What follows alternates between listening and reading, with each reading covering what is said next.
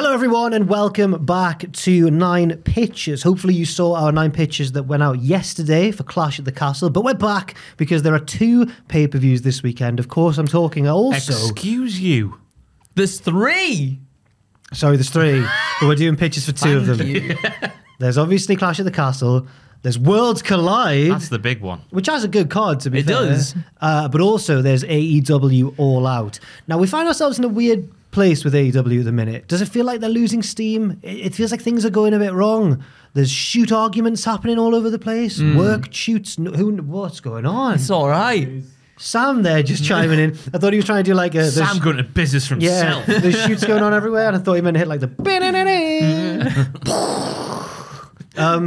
And it feels a bit muddled at the minute, but as we've seen with WWE and AEW, they're both capable of...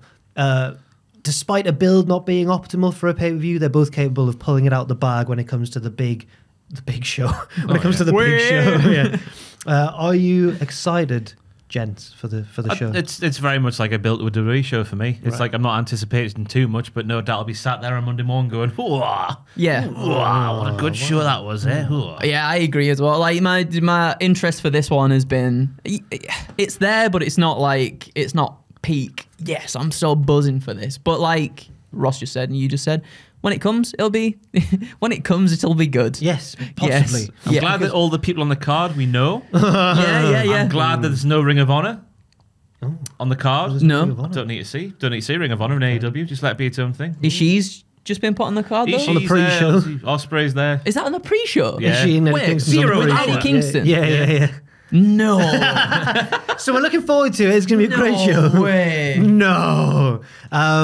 It's also worth mentioning, I think, as well as Andrew recovers from that shockwave, that we are recording this prior to this week's Dynamite. So as things stand right now, we still don't know the main event of All Out. So we're just they have to do. guess. They will. Yeah, unless it lucky just so-and-sos. unless it just still hasn't been announced on Dynamite. They can't. They can't. They can't. They can't. They can't. There's 10 matches on the card before the main event's been announced. Is that Tony including? Bryan. Less is Pre-show. more sometimes. Yeah, including the Ishii match. So we're gonna do some pitches for this show. We're gonna untangle this weaving web of wickedness.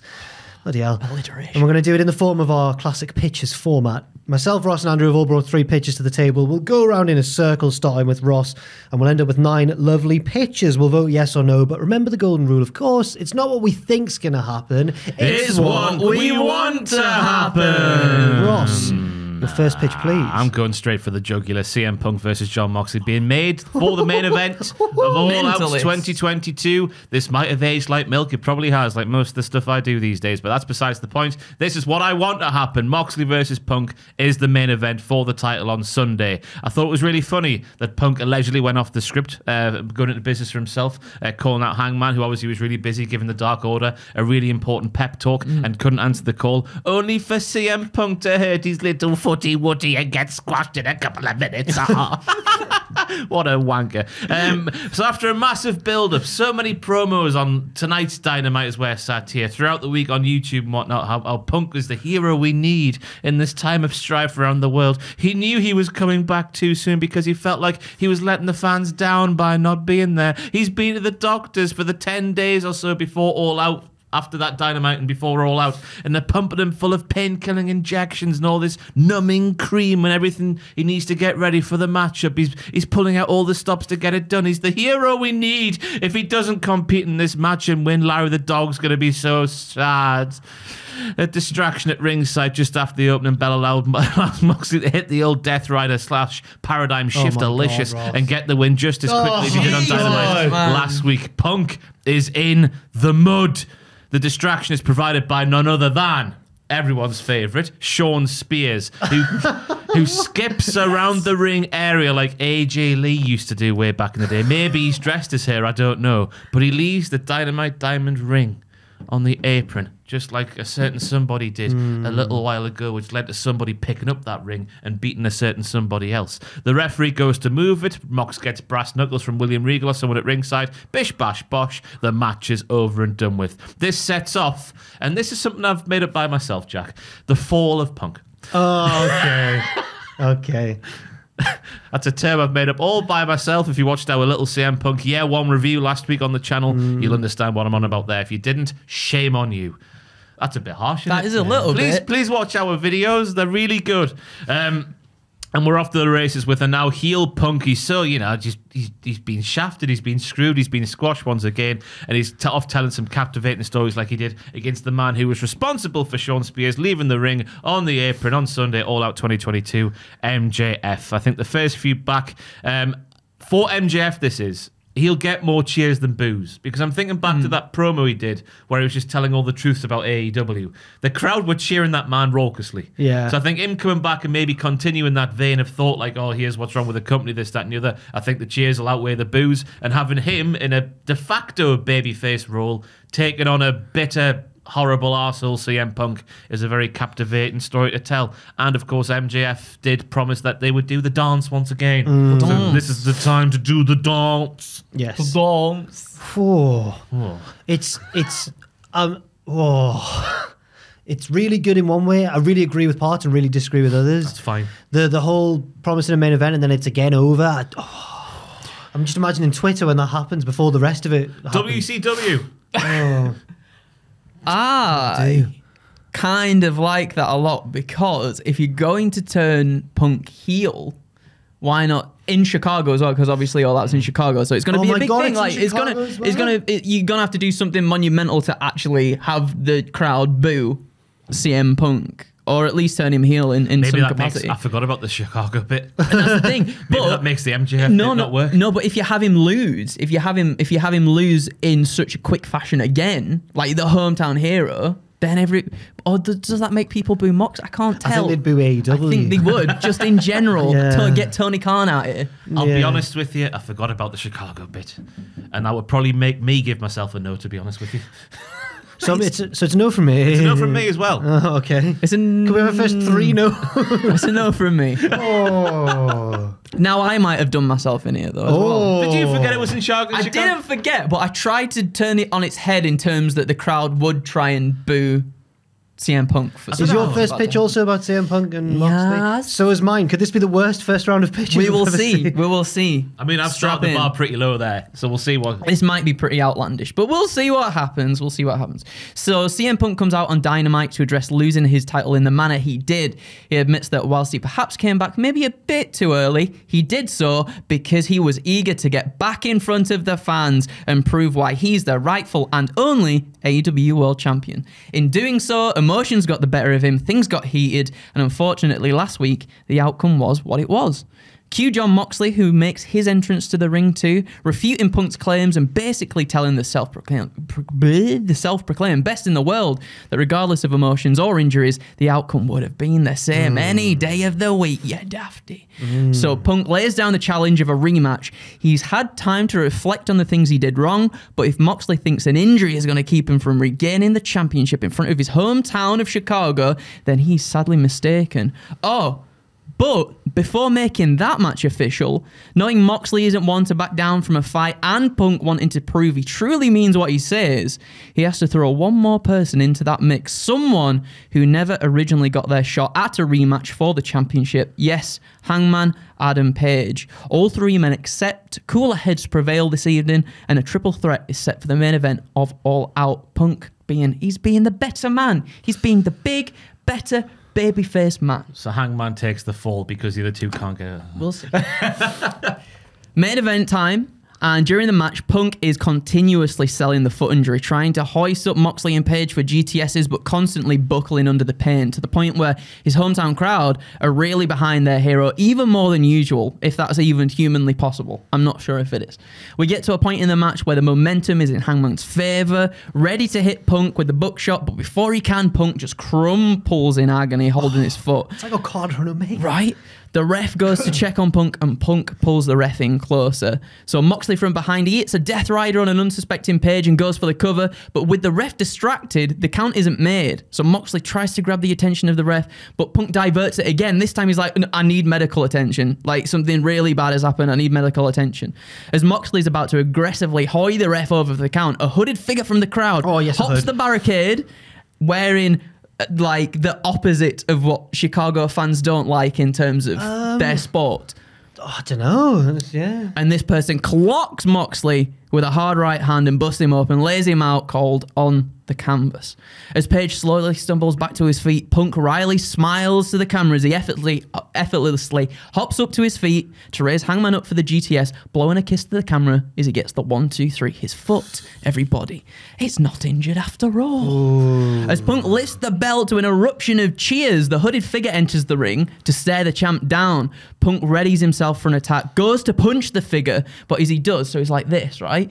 As he does, he instead changes and just pulls the hood off the figure to reveal a smiling Maxwell Jacob Friedman, who he goes in to have a hug with. He kisses, so MJF still got the Dynamite Diamond ring. He kisses the ring as both men sit on the chests of Page and Moxley as the pay-per-view comes to a close.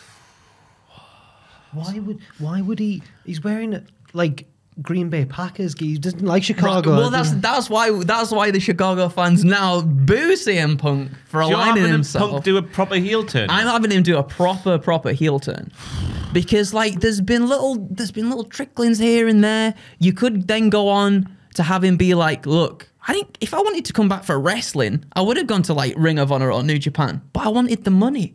So I came back. I said I wanted to put over younger stars. No, I'm here at the top now. I took the belt. I want to get paid. I want to get paid as much. You know, Tony Khan, that AEW, that I bring all the money into AEW, as does Maxwell Jacob Friedman as well. And with the you said he's feigned his injury as well. He's faked the injury, like going into the match. So we want to believe that he's the biggest babyface in the world going into this match. But why? He's not guaranteed the rematch to happen, so why would he feign it in the first place? Because he's clever. My God, Andrew. He's in because it's all predetermined. That's why. It's all predetermined. Similar to mine. Oh. Mine's a yes for you. Oh, thank you. Because it's very similar to mine. Oh. Ross isn't fully on board. A proper bona fide CM Punk heel turn in Chicago. Think about it, right? In the match he had, he fell down on the floor after he did a heel turn on his foot. He literally heel turned on his foot and crumpled to the floor. Subtle storytelling. Yeah, you know when you're driving, it's the old analogy, when you're driving down the motorway and you see a car crash, you can't help but look. Yeah. This is what this pitch is. Yeah. So I'll go for a yeah. I want to have a look and see how it gets received in Chicago. Thank you. So you got the bar's gone up. We're getting there now, Jax. Mine's similar. Similar. There's no Hangman, but it's similar. There's an impromptu number one contenders battle royal first thing for the main event later on. In my pitch, we still don't know somehow this week what the main event's going to be. Ooh. There is a number one contender battle royal with just loads of lads in it. It comes down to Eddie Kingston and Claudio Castagnoli, who's looking to become a double champion because he's the Ring of Honor world champion. Two of Moxley's friends. I've put very intriguing, very good. This is before I knew that Eddie Kingston was going to wrestle Tomohiro Ishii on the pre-show. The final two becomes a mini match in itself before Kingston gets the win, slamming Claudio over the top rope just like he did to Big Show in the Andre the Giant Memorial Battle Royal. Not as impressive, but still visually stimulating, I think. We get to the main event and Moxley is taking this seriously, but Kingston's in his head. Before the bell, he's talking trash. He's saying, I know everything about you, Mox. I know your weaknesses, partner, and all that sort of stuff. The words spill over. We get a brawl before the bell and they're just not stopping. We can't get this match started. Brawly, brawl, but then Cult of Personality hits. CM Punk arrives on the mic. Everyone's very happy because it's Chicago. He says, hey, I signed a rematch clause with Tony Khan, but unfortunately, he's not here anymore tonight. We'll see why in my next pitch. Well, it's just a little... and since there doesn't seem to be a second in command around here to reverse it, I guess this is a triple threat. He puts the contract that he signed with Tony on the announce desk just for Tony Schiavone to verify to the audience listening at home, and he heads down to the ring, but he's hobbling badly. It becomes clear as the match goes on that this is Punk's last desperate roll of the dice to get the title back, and he's barely hanging in there while Moxley and Kingston tear each other apart. Finally, Moxley gets taken out on the outside. I don't exactly know what spot, but something that'll definitely make him bleed, because he loves to bleed in all of his matches. In the ring, Eddie Kingston finally has a weakened CM Punk to himself, who he hates, and backs him into a corner, and then crack, there's a chair shot right across the back of the head, and Eddie Kingston falls down. Chair shot after chair shot after chair shot from a hooded figure. He reveals himself to be MJF. Punk is shocked, but covers Kingston anyway, and the ref counts 3. Punk is champion once again. He stands and faces MJF, ready to clock him with the title belt. But slowly his face breaks into a smile, and they share a very familiar handshake over the broken body of Eddie Kingston, like Austin and Vince. Yeah, that's what I was thinking about for mine as well. Like, yeah. So at least you got a yes from him, surely. Yeah. Definitely, yeah. It's a yes from me. So that's mine. But I don't need to worry about the reaction to Punk because Austin got cheered that night in Texas. He did. Punk can get cheered this night in Chicago, and then we'll really heal it up wherever they go next. Yeah. After that, Yeah, that's all out to mine as well. Give myself a yes. It's like the 3 stages of evolution. We've refined them. Thank you very much, Andrew. You said Ross is the caveman. Well, it's up for debate who wants to go first. I'm not saying it goes in this direction. I'm just saying. One no in the last video. And he's got 30 big balls. I haven't. I'm just saying. Terrible, terrible human. Oh, I'll go for it. I'll go for it. I'll suckle on that teat. I think that's just something that'll make AEW a little bit more exciting than it has been recently. I think something like a surprise alignment between Punk and MJF could be pretty cool. We should have staggered those out with the Punk one. Maybe. Yeah. A lot of people's turned off this video. No, they haven't. Sick of They're loving it. No, the sentiment towards Punk. There is no more CM Punk sour. in any of my pictures. Yeah, there's no more on Punk in mine. No, none for me either. Right. Ross. Yes. Your second pitch, please. We're in the midst of 0 Hour. Very dramatically named show. We get a backstage angle where something happens to Jay Lethal. Maybe Satnam Singh sits on him or something. He's injured. He's injured. Oh no. He's been ruled out of the 6-man tie against Wardlow and FTR, where he's aligning with the Motor City Machine Guns, isn't he? Mm-hmm. Yes, he is. He's been ruled out through injury, though, as Jay Lethal because Satnam Singh's a very heavy man. Again, it doesn't have to be the Satnam Singh bit, but we need an injury for Jay Lethal. What on earth are we going to do, AEW?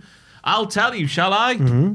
Let's go. We're going to have FTR versus Motor City Machine Guns in a proper showcase big tag team match, a battle for the ages, what people want to see. And then Wardlow's going to defend his TNT Championship against the man who, as of August the 10th rankings, you remember those things that mattered once upon a time before random Hollywood bollocks comes in from Jersey and challenges for, whatever.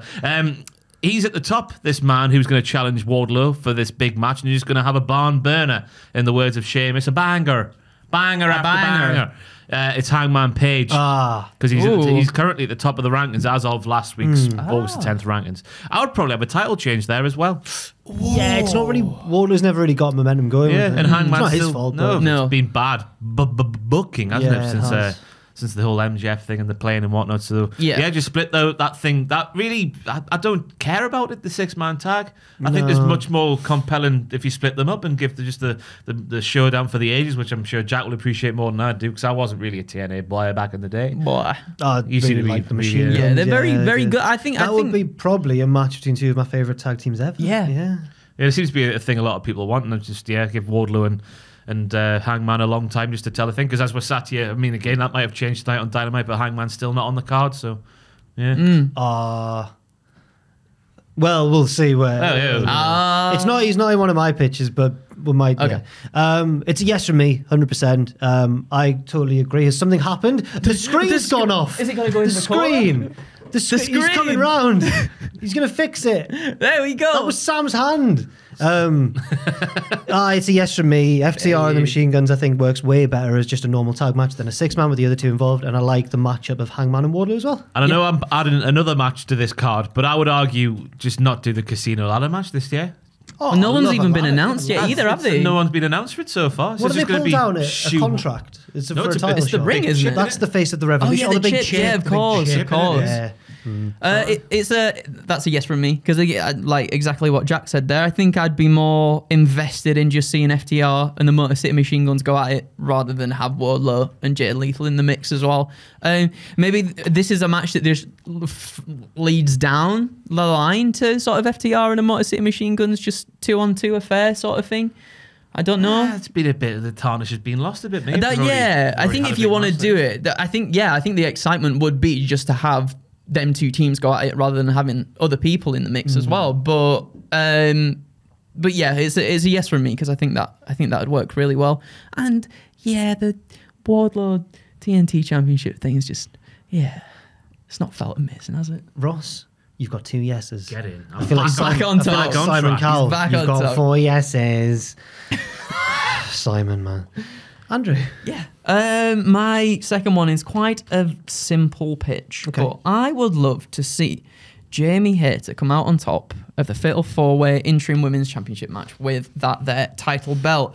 It feels like wrestling promotions at the moment are having a right old time booking the unpredictable by giving us some genuinely surprising swerves. This one just feels right, though, without it being done just for the sake of it, I think. So I think the story would be more compelling by having Hayter win, especially if she pins like Britt Baker, and we see their relationship unfold too after the many nuances we've had between the two that have teased such a splitting happening as well. Plus, it sometimes feels as though the AEW women's division, in the AEW women's division, that most challenges are just recycled and we see the same matchups and contenders frequently. And that's not a knock on the talent either in the slightest. It's just more of a problem, I think, with the booking and the time that they're given to develop on TV. So I think to have Hayter win and break away from what might be seen as a predictable victory with either Toni Storm or Britt Baker could revitalize the division a little bit whilst building up a new star that deserves the adulation and also pushes interesting new character arcs for those involved in the match too. So you got, say, like Britt believing that Hayter scored the pin on her just so the title could still remain in their grasp in like their little faction, rather than that of other challengers, or Toni Storm truly building to a momentous comeback story that'll eventually lead to her and Thunder Rosa facing off for the title. Or maybe as well, perhaps you have Jade Cargill drop her title down the line and then stepping up to challenge Jamie Hayter, because that would be the natural progression, I think, for the world title. So, and they're like 2 superstars that have built themselves up and hopefully would have dominant reigns if Jamie Hayter did pick up the belt. Given that Hayter holds the title for a long period of time. So maybe it's wishful thinking, but that's just something I'd personally like to see. I'd like to see things shaken up a little bit more in the women's division rather than having perhaps what could be seen as the predictable outcome. And I think the fans are behind Jamie Hayter now as well. I think the time is right to finally split her off away from Britt Baker and have her do her own thing. And then maybe we get more people that don't necessarily get TV time on Dynamite. Maybe people from like Dark Elevation start coming up too, and they can start challenging and building other people up. Just a bit of a shake-up, Very simple, but it's just what I'd like to see. I agree with you. Yeah. It's a yes from me. Thank you. I don't think they will do it. I feel if I had to predict, then I'd say it's probably Toni time. Yeah. Because I think we see her as the bigger star than Jamie Hayter. But I agree, it's more interesting if Jamie wins it. Maybe even without outright going all Batista on Britt Baker. Yeah. But then that would happen down the line, because I think it would be really interesting to see how Britt would deal with that. And Reba as well. Reba. Yes. So it's a yes from me. Thank you. I agree with the concept of the pitch, but I don't think it's the time for it. So I'm going to give you a It's a yes and I think this sort of turn needs to be built up upon for a long time. Like sort of Hangman, we needed a proper journey to get there. Okay. And then when it gets there, it's a proper big moment we'll remember forevermore. We'll tell the grandkids about it. I was there when Jamie Hayter turned on Dr. Britt Baker and told her to go where for. And they'll be like, ooh. I hope that does happen more so. Obviously, it's not Wardlow's fault, but obviously I'm getting aggressive here. Obviously, it's not Wardlow's fault. I just kind of accidentally bumped him there. It wasn't on purpose. But like with PTSD from the WrestleMania video. I'm so sorry. But with Wardlow and MJF, obviously that's not Wardlow's fault, because everything sort of what was going on behind the scenes with MJF sort of took away from Wardlow's moment, and it maybe didn't get to feel as big as it should have done. And again, maybe if they finally sort of rectify that with Jamie Hayter and Britt Baker, that would be cool to see. And then the momentum doesn't get lost on Jamie Hayter. Fingers crossed. But Fair enough. There we go. So it's a yes and a Thank you. My second pitch will probably be a no. The more I've read it, the less I like it. I think it's too complicated and logistically difficult. And I think that Ross said something in the intro that immediately made me worry about this pitch. So when we were just talking about the show at the start. This is also the reason why Tony Khan's not there in my previous pitch. Tony Khan comes out halfway through the show to thank the crowd and maybe announce the attendance figures or something like that. All of a sudden, 2 men in balaclavas surround the ring. Only 2? Only 2 this time. They get in and surround Tony very menacingly. The first one unmasks. It's Santana from The Proud and Powerful. Oh. The second one is Jonathan Gresham. They are the forgotten men, basically, of the forgotten sons. Yeah. Tony's like, whoa, what's going on? He needs some help out here. I thought that was someone coming in, but it's just the door opening slowly. Ghostly figure. Sam's going to deal with this. Opens Tony? I've heard your calls. Tony waves for help. Christopher Daniels, the head of talent relations, of course, runs out to protect Tony. He tries to talk the guys down before turning around and blasting Tony Khan with an enziguri. Christopher Daniels does that. It's time for Big Tony to take a big bump in AEW, I feel. They drag him out the ring, scoop him up, and slam him through the timekeeper's table. And if he can keep his excitement in long enough to pretend to be knocked out, that would be fantastic. And I can imagine him just like, I'm a wrestler now. I'm happy. Yes. Daniels grabs a mic and says it's time for things to change around here. Nothing happens on Dynamite to follow this up, except maybe an update on Tony's medical condition, etc. But on Rampage, those same three guys take the show hostage and interfere in a match possibly between the Trustbusters and the Varsity Blondes or something like that, a very rampagey match. A crowd of AEW talent rushes out to save the day and to stop these guys from ruining the show, but they're blindsided by some within their midst who are secretly on Daniels' side. So, you remember when ECW sided with WCW in the war and they all turned around? I'm like envisioning something like that. And those men are Claudio Castagnoli, FTR, Wheeler Yuta, and Samoa Joe, the Ring of Honor champions in AEW. Daniels says, you're looking at the best collection of underused talent in the world and the most underappreciated brand in world wrestling, Ring of Honor. And from here, we get the birth of Ring of Honor Rampage rather than AEW Rampage. Because I think AEW's got enough shows. You don't need Rampage. I think that the roster spread too thin, but also is too big. I think this might solve that issue a little bit.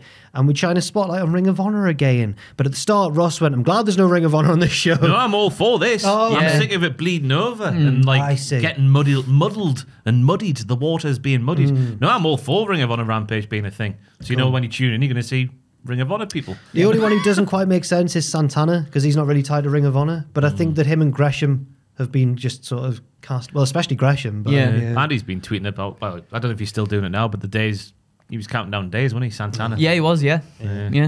I'm gonna give that a yes. Yeah. Well, do I want to see Tony Khan on the air? Yeah, I want to see him. Yeah, you want to see him get the bump, right? Everybody wants to see that. Hard. It's a yes from me, because it just a nice way to kind of, as you said, differentiate Ring of Honor and AEW. Like, it doesn't feel right that it is sort of secondary to everything else that's going on. I feel at the moment. I know they obviously give him like the main events of like a Rampage or whatever, but still, it's not its own thing yet, is it? And I think it definitely deserves that, especially with the talent that are holding the belts at the moment as well. So I think also you could get maybe a pay-per-view that's like a forbidden door but between the two brands, but bringing back some like old Ring of Honor names. And I forgot to mention that Daniels would be like the GM. I was going to say that's a shrewd appointment, like Stoke City and Alex Neil. My third pitch.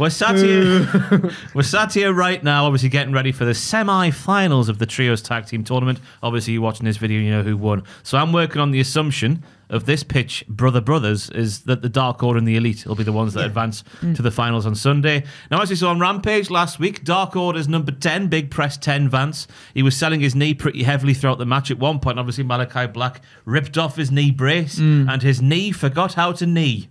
Yes. Because it bent. It did. It just went like jelly. So we're going to pretend this is a shoot injury, Brothers, and it's going to work into this sort of finals on Sunday. And we're going to learn that Preston Vance is being ruled out of the match due to injury. And obviously, Hungy and Reynolds are going to have to find a replacement. But who could it be? And that's going to be the thread leading us throughout the show, because I assume this will be one of the headline matches on the card, crowning the first ever new champions for a new title. And basically, I know I've said him in the pitch previously, but the choice is obvious, isn't it? It's Hangman Page. It's the guy that had to wheel out there to get the Dark Order a pop on Rampage before he just went backstage again. That was quite sad to see, but obviously indicative of how they've used the Dark Order over recent times. So I would like to see Hangman get inserted into this match and Hangman win the match for the Dark Order by pinning one of the Young Bucks, who of course were a pair of snivelling, cold, callous bastards. Yes. I've got to have the camera here to show we're being nice to you, Hangman. Show there's evidence of us being nice to you. We all saw straight through that, didn't we? Can I suggest the finishing spot? Yeah. To be a double buckshot lariat. Oh, yeah. Stack 'em. I don't like how lariat. you maintained eye contact as you went, oh yeah, and I looked at Andrew and he was also looking at me and I was there's no skin. Oh, yeah. Get them stacked and packed and all that sort of stuff. In my mind, I would love to see Matt Jackson hit a bit harder, but I think that's just my bias towards Nick being the better Young Buck. So, yeah, Hangman getting inserted, Hangman getting the win, and your Dark Orders are your trios tag team champions? Yes. It's a full yes from me. It's a full yes. I'm worried that it will be those two teams in the final, but the Bucks will win. And I've got no interest in seeing the Bucks get one over on Hangman. They don't deserve it. He doesn't deserve that. No. So it's a yes from me. Yeah, it's a yes from me as well. We've got great minds, haven't we? Because mine sort of bleeds into this one as well. But okay, really, that's what I'd really like to see that as well. And then it furthers other things that can happen as well. But to finally get that moment of seeing Omega and Hangman back in the ring together, going face to face, that's going to be amazing, isn't it? So I'll go to mine then, which is pretty similar. So obviously we got the finals of the trios tournament as well, and as I've said, just like Ross, I'd like to see it be the Dark Order versus the Elite. So on the episode of Dynamite before the pay-per-view, we see the Elite barely eke out a win over United Empire as Ospreay's athleticism really pushes Kenny and his injuries to the limit. He still manages to hold his own though, but perhaps it's one of the Bucks that picks up the victory on either Kyle Fletcher or Mark Davies in that one.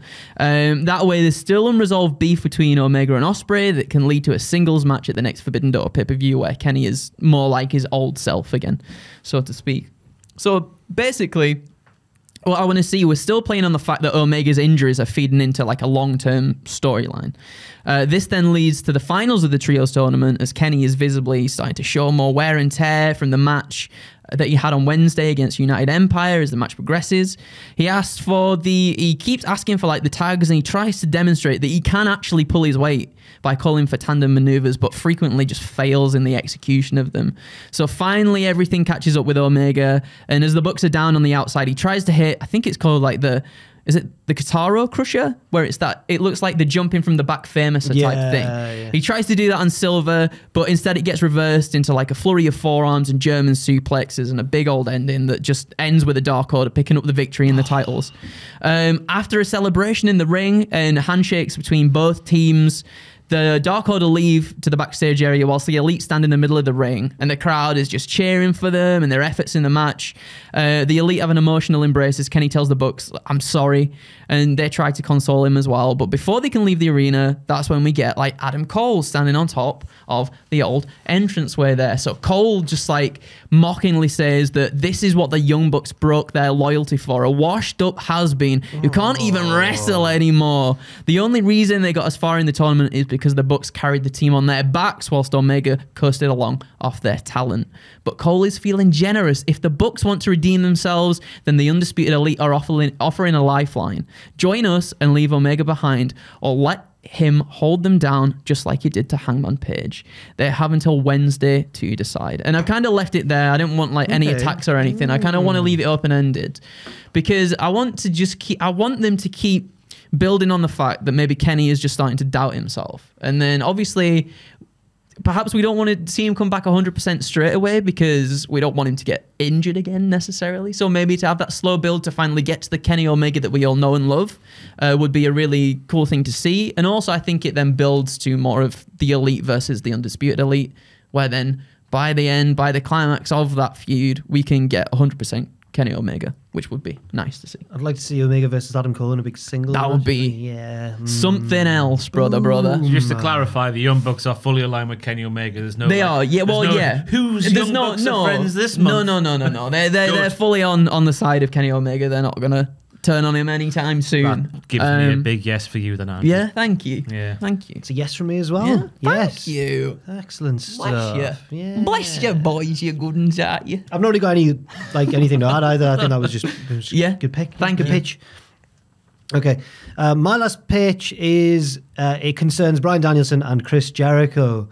Jericho comes out with all the glitz and glamour, huge entrance, everyone's singing Judas and all that sort of stuff. Danielson comes out, by contrast, no frills, he's ready to go because it's all the story of like Jericho thinks he's great and Danielson just is great and everything. Jericho's great as well. I can't, This is Lionheart you're speaking. Yeah, the Lionheart. It is the Lionheart, and he's making a big deal about that as well. He and Danielson are in the ring opposite each other, and Jericho cuts a promo, which at first is self-aggrandizing, where he talks about how he's the last survivor of the Hard Dungeon and all that, but then turns into a savage promo against Bryan Danielson, saying your body let you down in WWE, and also he says, I don't know how I should put this. It's a bit mean. You claim to be all about the purity of wrestling, but look what's happened to the quality of women's wrestling since your own wife stepped away. Oh. I should have put that in, but it's something that makes just anything that'll make the crowd go, oh, really nasty stuff. The bell rings and Jericho immediately goes for a Judas effect, which is ducked, running knee, 1, 2, 3. Everyone laughs at Jericho. That's the comeback there. The rest of the Jericho Appreciation Society are stunned at ringside, apart from Daniel Garcia, who just nods at Danielson and walks off without the rest of the group. That'll just carry on. I've not gone into the rest of that on this pitch. I've just, Jericho's carded out in disgrace. Danielson's in the ring, still doing his laugh where he keeps his mouth mostly shut. A sly laugh, an Owen Mawson laugh, if you will. You ever notice when Owen laughs, he goes like, No. Does it? It's normally when he's laughing at me rather than with me. He goes like, Owen and Jack used to live together. I don't know if you can tell. Yeah. I miss him though, but his laugh turns to a glare when another set of theme music plays, because of course we are going to get a longer, proper Bryan Danielson match tonight, and it's against Zack Sabre Jr. Bollocks. Oh, wow. The match we didn't get at Forbidden Door because I think Danielson was injured at the time. And it's one which should determine once and for all who is the best technical wrestler in the world. But I don't want it to, I don't want it to all just be technical stuff, because I think the crowd will be all hyped up after a squash win over Jericho. So a purely methodical match might deflate them a bit. So I think there should definitely be big strikes mixed in. Zack's got a really good kick to the chest. Bryan does kicks. I think there could be good chops and everything. So it's not just technical counters and everything. It's a bit more of a complete wrestling match. Dramatic reversals and that sort of thing. Ultimately, it's Bryan who wins, but Zack has battered him and he can barely stand after the bell, whereas Zack Sabre Jr. seems comparatively fine, like Undertaker and Triple H at WrestleMania 27, where the winner's actually the worst off, and maybe you got like a desperation roll-up or something, and Zack's fine, he's furious, but Bryan needs to be like maybe helped out or whatever, leaving the door open for a rematch down the line. And there we go. Oh yes. Oh yes. Oh yes. Okay. That's an oh yes. Part of it's because I'm struggling to get myself excited for Danielson versus Jericho. Yeah. I think it'd be. I think it'd be pretty Jericho's good. been on form. Yeah. In the ring, he has. But Zack Sabre Jr. would be better. I think Yeah. so. And I know it's the only other problem I've got with my own pitch is that that would be like 2 losses for Zack. So he'd probably have to beat Danielson in the rematch because he's lost against Claudio Castagnoli. Oh, yeah, of course. Oh, I think it's a yes as well, because that'd be a nice surprise. Like, because I think a lot of us think, obviously, the natural thing would be for it to happen at the next Forbidden Door pay-per-view. Maybe, right? So, like, to have it sooner, that would be a huge surprise. I realised that it makes no sense. Like, why is Zack there? How did he know the match wasn't going to last very long? Because he's just clever. Fine. Always bring your gear. Yeah, you never know. You never know. Yeah, He's just being opportunistic, right? So, yeah, it's a yes from me. That is, I just want to see that match anyway. Who doesn't want to see that match? Well, there we have it. Did you use I it? gave Use it, yeah. first? Oh, yeah. You didn't. You give it an oh yeah. Oh yeah. Oh yeah. There we have it. Those were our 9 pitches for AEW All Out, as well as all of our Clash at the Castle content. We will be producing content as well, of course, for All Out, as well as this pitches video. We'll have What Happened At. We'll have WTF moments next week as well. It's all going to be kicking off. Whoa.